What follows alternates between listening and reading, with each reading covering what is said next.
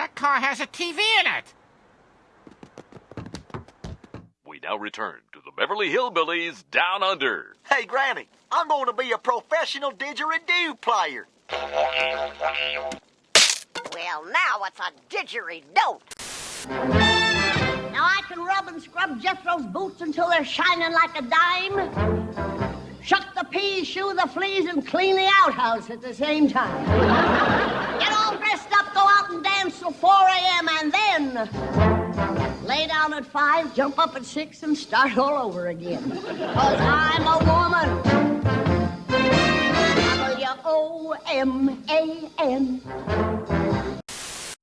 Since the beginning of television broadcasting, American life has always shaped a large majority of programs that appear on consumer screens. Situational comedies of the 1950s and on would tend to showcase the lives of urban or suburban families or individuals. Yet, just like the American way of life, cultural tastes and appeal began to change as time went on, and the popularity of television as a medium continued to rise. The start of the 1960s saw the beginning of a rural revolution, a trend in television programming that began to feature stories of a more rustic nature. The idea of the rural revolution was kickstarted in 1957 when the television show The Real McCoys aired on the ABC network for the first time. The Real McCoys was a sitcom that centered around the lives of a family who previously lived in the Appalachian Mountains, moving to California to take care of a late family member's farm. While The Real McCoys was met by primarily mixed ratings, many other shows began to follow in its footsteps by showcasing characters in more rural scenarios, with the trend gaining traction during the early 1960-1961 broadcast year.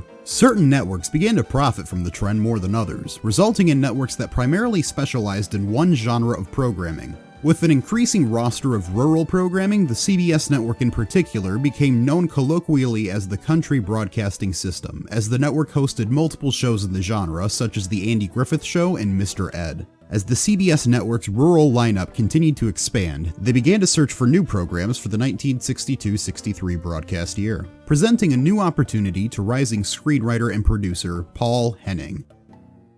Born September 16, 1911, Paul Henning grew up on a small rural farm outside of Independence, Missouri.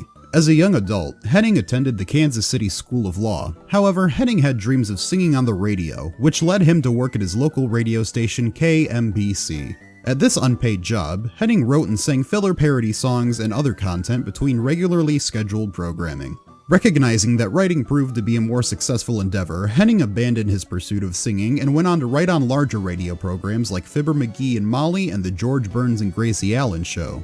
As his writing career continued to expand, Henning moved on to television writing, becoming involved in the rural revolution while writing on The Real McCoys and The Andy Griffith Show.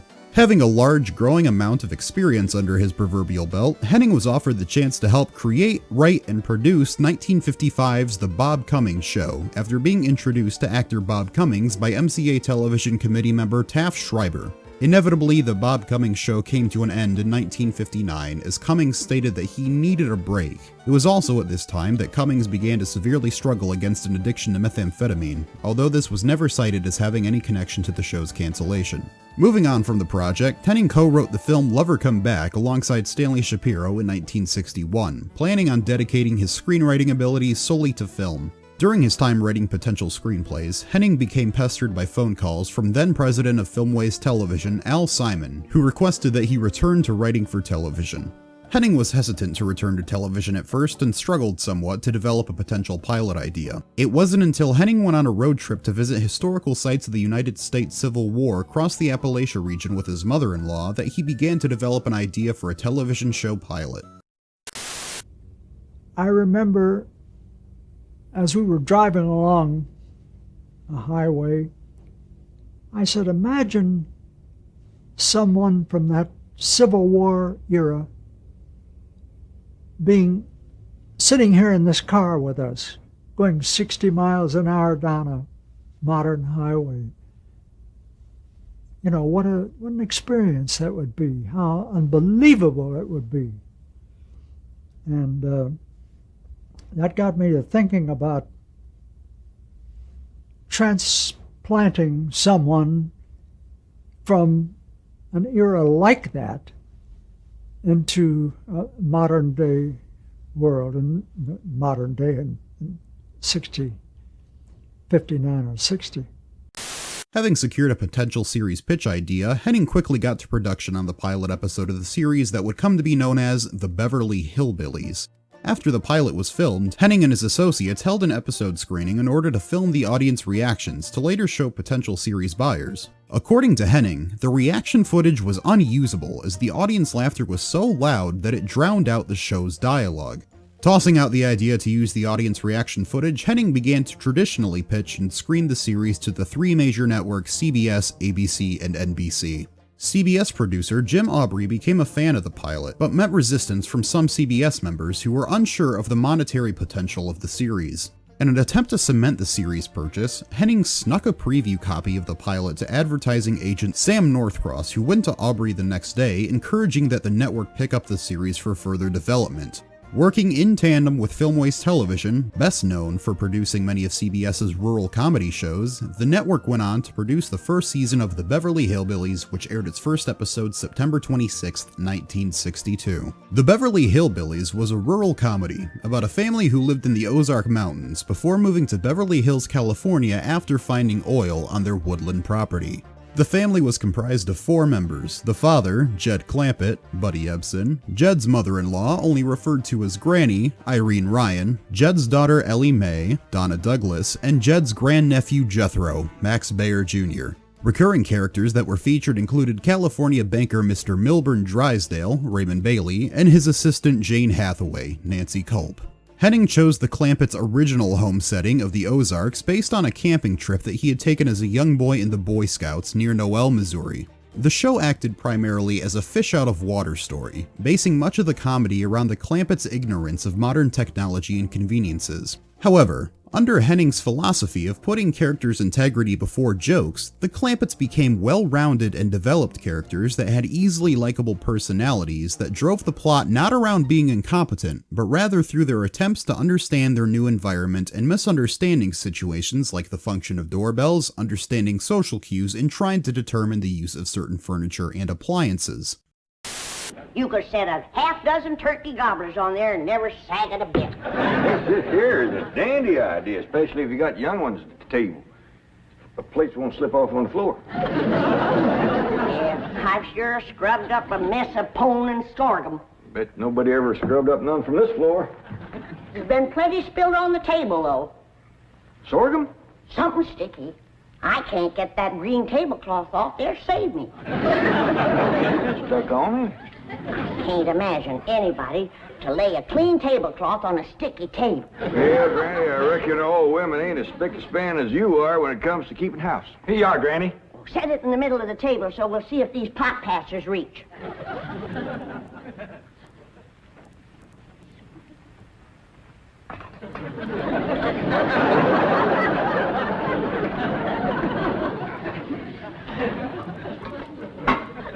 Yeah, I reckon that'll do the trick all right. Ted, maybe you better whittle some sharp points on a few of them, and then we can spear the meat and pass it. Good idea, Granny. I'll do that. The Clampetts stood out individually from one another rather than all being traditional stereotypes of a mountain family. Jed was the tall, stoic, and kind-hearted leader of the family who would find himself giving advice and assistance to both family members and complete strangers. As a selfless character that put his family's interests above his own, Jed often found himself in the middle of conflict started by his family, leaving him to aid in the resolution of his kin's issues. Henning recalls that he specifically pictured Buddy Ebsen in the role as he imagined Jed as a tall but graceful man, this image being influenced by Ebsen's background as a dancer. He moved as I imagined a hillbilly who spent his life in the forest would move, and I would think that maybe Buddy was the first character who came to mind. Ebsen was initially set to retire before reading the pilot script that Henning had sent prior to his audition, quickly becoming fond of the concept and postponing his retirement. Similarly to Ebsen as Jed, Irene Ryan was cast as Granny after her first read-through audition. Originally, actress B. Benaderet was to be cast as Granny, but after Ryan's audition, both Henning and Benaderet decided that Ryan would be best for the role. While she did not get the role she was initially scouted for, Benaderet was still included in the show as Jethro's mother Pearl Bodine, and played a large role in the first season of the show. Season 1 was the only season Pearl would appear in, aside from a brief cameo in Season 6, as Benaderet went on to play the role of Kate Bradley in Henning's 1963 series, Petticoat Junction. Ellie Mae Clampett, Jed Clampett's teenage daughter, was a rough-and-tumble tomboy who was more interested in befriending and taking care of wild animals than socializing with other people her age in Beverly Hills. Jed and Granny would often take umbrage with the fact that Ellie Mae wasn't more traditionally feminine in the way she behaved and dressed, in spite of Ellie Mae's rejection of these notions. Jethro, while older than Ellie Mae, had more childish and naive behaviors, contrary to his large stature and brutish strength. As the father of Ellie Mae, Jed easily adopted the role of Jethro's father figure, enrolling him in a private school in Beverly Hills while also allowing Jethro to live with him, under the wishes of Pearl. Throughout the series, Mr. Drysdale and Miss Hathaway acted primarily as the straight man foil to the Clampett's antics, although these roles were sometimes reversed to demonstrate the Clampett's endearing rustic hospitality to the audience. Oh, there you are. What are you doing? I'm figuring. And I figure best when I'm fishing. Ain't no fish in there. I ain't fishing for fish. I'm fishing for figuring. Yeah, what kind of figuring you fishing for? I'm fishing to figure how I can get home. Now, Granny, I've been doing some figuring, too. You know, I think I got it figured out how come the neighbors ain't come to visit us. I'm listening. Well, I got it figured. Out here in Beverly Hills, instead of them coming to see us, we go to see them. How come? Oh, I don't know how come. That's just the way I got it figured. Mighty convenient figured. Granny, it wouldn't do no harm and to give it a try. A lot of things is different out here. Well, I'll fish on it for a spell. The Beverly Hillbillies ran for a total of 9 seasons, culminating in a 274-episode run.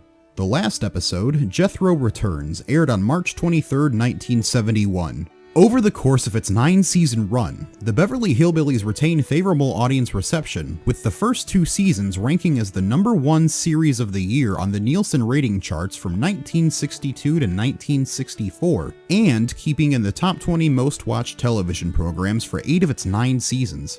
According to Nielsen Holdings, formerly Nielsen Media Research, the Beverly Hillbillies also hold 16 spots on the list of the top 100 most watched television episodes of all time.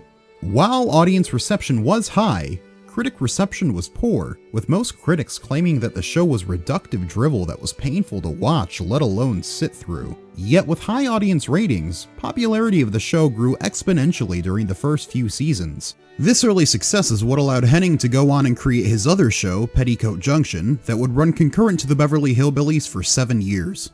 The show also made a substantial profit from merchandise sales such as lunchboxes and thermoses, along with more lucrative endeavors like the 1962 comic book series by Henry Scarpelli. Ultimately, the cancellation of the show was not due to poor audience reception, but rather a desired change in the television climate from advertising executives in the early 1970s. In what came to be known as the Rural Purge, most television programming that did not focus on a more modern urban setting was canceled, as ad executives wanted to appeal to a more sophisticated audience. In the stead of their rural counterparts, many modern single-camera sitcoms began to flood the network, starting with the popularity of shows such as The Mary Tyler Moore Show and All in the Family. As a result of the purge, many CBS shows did not have a chance to finish their run, ending mid-season, while others, including the Beverly Hillbillies, were fortunate enough to finish airing their current seasons. For the next decade, television viewers became more accustomed to family-oriented shows and sitcoms that took place in urban or suburban environments. During this time, made-for-TV movies began to see a rise in popularity, allowing CBS to take a risk and bring back the Clampett family to television screens. The Return of the Beverly Hillbillies aired on the CBS Tuesday Night Movie Spot on October 6, 1981, featuring several returning cast members. The return continued the story of the Clampett family, seeing Jed returning to his old homestead in the Ozarks while Ellie Mae and Jethro continued to live their lives in California. Issues arose upon conception of the film, as Irene Ryan and Raymond Bailey had passed away in 1973 and 1980 respectively. Because of the passing of the 2 actors, their roles had to be written around in order to avoid recasting, resulting in Granny and Mr. Drysdale being excluded from the film entirely aside from brief mentions. While Jethro was included in the film, Max Baer did not want to return to the role, claiming that the role had undermined the integrity of his acting career. Since Baer declined to return, Ray Young was cast in his place. The return of the Beverly Hillbillies takes place after Granny's passing, with Jed returning to the Ozarks and splitting his money between Jethro, who owns and runs his own film studio, and Ellie Mae, who has opened her own zoo that all her animals live in. Now working for the Department of Energy, Miss Hathaway and her new boss work to solve the ongoing energy crisis, leading them to search for Granny's long-lost White Lightning moonshine recipe. The film also features Imogene Coca as Granny's mother, the last member of her family that knows the White Lightning recipe. After airing, Henning later admitted that the film was intended to be a proof of concept pilot for a revival series, but this pitch never saw a follow-through. Tuesday, October 6th, the return of the Beverly Hillbillies. It's America's favorite backwoods family, and this time, the government needs their help to solve the energy crisis with a secret new fuel. Tell me how Granny made her white light. That's right. Everyone wants the last jug of Granny's moonshine. Join Buddy Ebsen, Donna Douglas, Werner Klemperer, Nancy Coke, and Imogene Coca as Granny's mom in the return of the Beverly Hillbillies, October 6th on the CBS Tuesday Night Movie. Since the potential revival desired from the return of the Beverly Hillbillies never happened, the Clampetts wouldn't be seen again outside of reruns for over a decade. In 1993, the television mockumentary special, The Legend of the Beverly Hillbillies, aired on CBS with Buddy Ebsen and Donna Douglas returning once again to reprise their roles. By this time, Nancy Culp had passed away, meaning that Ebsen and Douglas were set to be the only returning cast members. Surprisingly, however, Max Baer decided to reprise his role as Jethro, giving no explanation as to why he decided to return to the role he once claimed had harmed his acting career. The special continued on the story of the series, but ignored several of the plot points seen in the return film. The Legend of the Beverly Hillbillies has Jed living back at home in the Ozarks, but this time it's after Mr. Drysdale has been imprisoned for embezzling the Clampetts' money from his bank. Ellie Mae and her animals still live in California, alongside Jethro finally having achieved his dream of becoming a brain surgeon rather than a film producer. The Legend of the Beverly Hillbillies was a unique special as it was filmed in a mockumentary style, portraying the events as if they actually happened and having interview segments with the Clampett family and other special guests such as Ava Gabor and Eddie Albert as Oliver and Lisa Douglas from the Beverly Hillbillies neighboring series Green Acres, which had seen crossovers with Henning's other show Petticoat Junction.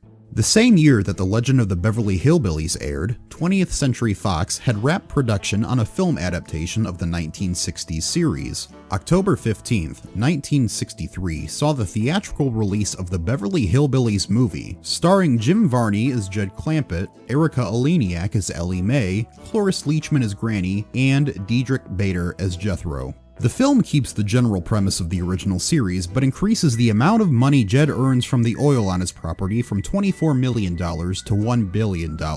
Many recurring plot points and ideas from the series are condensed into the plot of the movie, including a woman posing as a love interest for Jed to gain access to his money, con artists trying to scam Jed out of his money through his caring nature, and mishaps from people not believing that Jed and his family are rich. The film saw mixed reception from moviegoers, but was even more harshly received by film critics.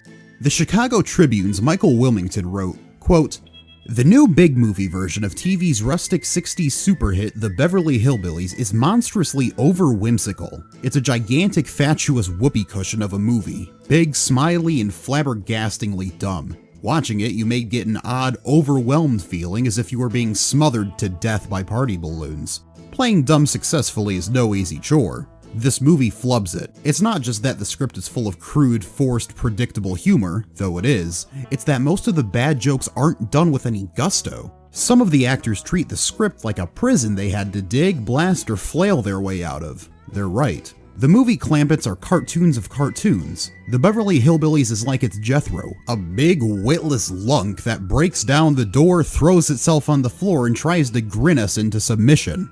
End quote. In addition to the critical panning, Henning himself said that he refused to see the film. The film also featured cameos from Zsa Zsa Gabor and Dolly Parton, including a special appearance from Buddy Ebsen, returning to his second most well-known role of Detective Barnaby Jones. Jed Clampett may be the world's newest billionaire. Absolutely. But he's still an average concerned parent who wants to do right by his family. Ellie Mae Clampett. He was fixing to bite my hand. But it's not easy in a town like Beverly Hills. Hello? It's mine. 20th Century Fox presents Jed. Hey, good as up. That's real nice. This here's what I carry. Jethro. Finally figured this game out, Spanky. Granny. Ellie Mae. It's Russell. Mr. Drysdale. That's muskrat fricassee, and we don't skimp none. It's brilliant. And This is our Jane Hathaway.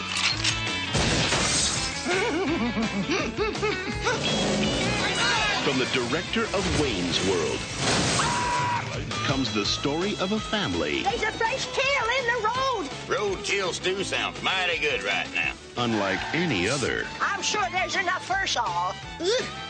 The Beverly Hillbillies. Watch your head, Granny. Despite the lack of forays back into the public eye through reboots and the like, the Beverly Hillbillies has done what many other sitcoms at the time have been unable to do, staying known to the general populace. While certainly lesser known in the modern day, the original 1960s sitcom, along with other rural programs, have found a semi-permanent home in the public's collective knowledge. With reruns airing on multiple networks and the catchy Flat and Scruggs theme song being as big of an earworm as it was in the decades gone by, the Clampetts still hold a place in the hearts of older and younger viewers alike, keeping them engaged and returning with their rustic rural charm and those little words,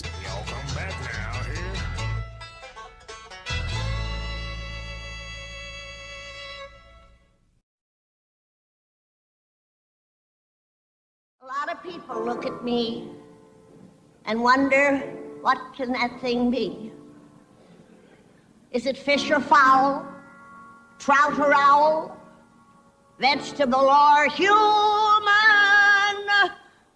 Well, gals and guys, I'm gonna put you wise. You're looking at a woman.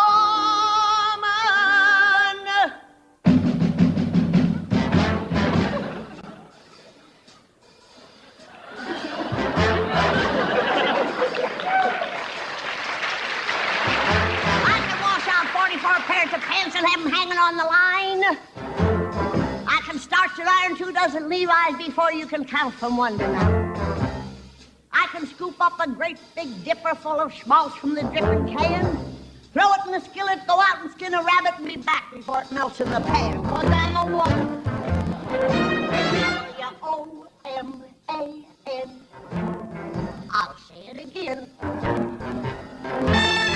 Now I can rub and scrub Jethro's boots until they're shining like a dime, shuck the peas, shoe the fleas, and clean the outhouse at the same time. Get all dressed up, go out and dance till 4 a.m. and then lay down at 5, jump up at 6, and start all over again. 'Cause I'm a woman. W-O-M-A-N. I'll say it again. Now, if you come to me sickly, you know I'm gonna make you well. And if you come to me all hexed up, you know I'm gonna break the spell. And if you're hungry, you know I'm gonna fill you full of grits. And if you're dry, I'll mix your corn liquor with sauerkraut juice. Ain't that a blitz? With that kind of a drink, you won't need a rocket to get to the moon. 'Cause I'm a woman. W-O-M-A-N. I'll say it again. Now I can stretch a greenback dollar bill from here to Kingdom Come. Tend the stills, pay my bills, and still end up with some. I got a $20 gold piece to prove what I just said. I can make a dress out of a feed bag, and I can make a man out of jam. 'Cause I'm a woman. W-O-M-A-N. I'll say it again. 'Cause I'm a woman. W-O-M-A-N. And that's all. your heart out, Zsa Zsa.